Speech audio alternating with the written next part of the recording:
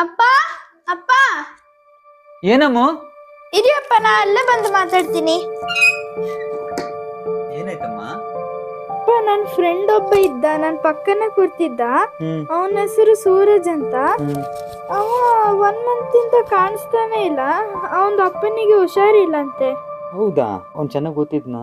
ಹಾ, ಚೆನ್ನಾಗಿ ಓದ್ತಿದ್ದ. ನನ್ ಪಕ್ಕನ ಕೂರ್ತಿದ್ದ ಅವನ. ಅವನಿಗೆ ಅವನ ವಿದ್ಯಾಭ್ಯಾಸ ಅರ್ಧಕ್ಕೆ ನಿಲ್ಬಾರ್ದಲ್ವಾ? ಸೊ ಇದೇ ತಾನೇ ನಿನ್ನ ಇಂಟೆನ್ಷನ್ ಇದ್ದಿದ್ದು.